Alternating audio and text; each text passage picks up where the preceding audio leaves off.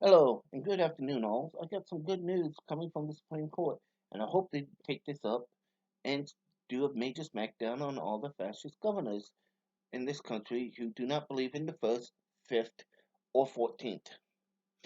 And now this is what's happening.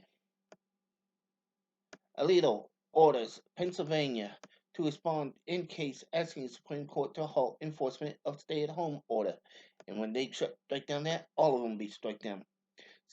Justice Samuel Alito this week ordered the Pennsylvania government to respond to arguments from a variety of Pennsylvanians asking the Supreme Court to halt enforcement of Governor Tom Wolf's strict stay-at-home order amid of fighting the coronavirus because they say it's unconstitutional. They, the Pennsylvanians behind the suit, called petitioners in the Supreme Court parlance, are arguing that their rights under the First, Fifth, and 14th have been violated through Wolf's order. The petition lays out a variety of grounds on which it says the order is unconstitutional. The order violates the petitioner's right not to be deprived of property without due process of law guaranteed by the Fifth and 14th. The, the right not to have their property taken without just compensation guaranteed by the Fifth. The right to judicial review guaranteed by the Fifth and 14th. The right to equal protection of the law guaranteed by the 14th. And the right to free speech and assembly granted by the First Amendment, it says. And this is great. Alito, who handles emergency requests such as this one for the Third Circuit, which encompasses Pennsylvania, found the arguments convincing enough to order that Pennsylvania respond with defense of Wolf's order by Monday. No, he should have said by Friday. The group of petitioners from Pennsylvania includes Danny DeVito, a candidate for the state House Representatives, who says the order keeps him from accessing his campaign office, whereas his incumbent opponent has access to her office. There's also a golf course that claims it is losing revenue because it's not able to open thanks to Wolf's order, and a real estate agent who says she is unable to work because her business was put on a list of non-life sustaining businesses. To support their claim, the petitioners also cite a variety of bleak economic metrics outside criticism of Wolf's order and concerns about arbitration uh, of the waiver process that doles out exceptions to the order, among other things.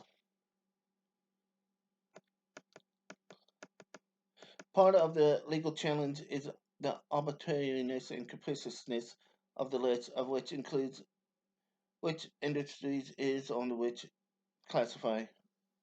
Mark Salgini, a Harrisburg-based lawyer representing the petitioners.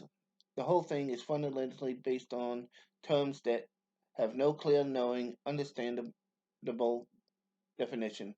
If a stay is granted, it will last until the Supreme Court decides whether or not to accept or deny the petitioners accepting application for the Supreme Court to hear the case on its merits. On Monday, Wolf announced the lifting of some restrictions on businesses related to certain outdoor activities beginning May 1st.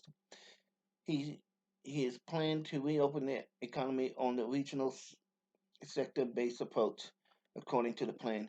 No, shut them all down. And this is just going to be the tip of the iceberg.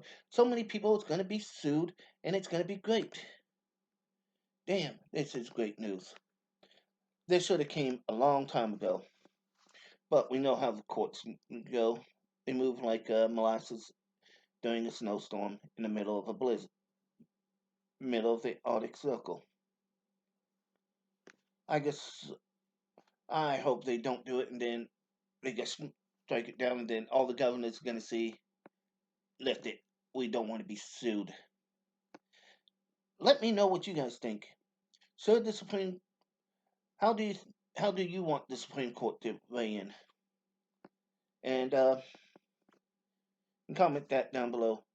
If you like this video, please hit the like button. and subscribe to my channel if you like what I'm doing. Share my video to get the word out. And everyone, have a great day.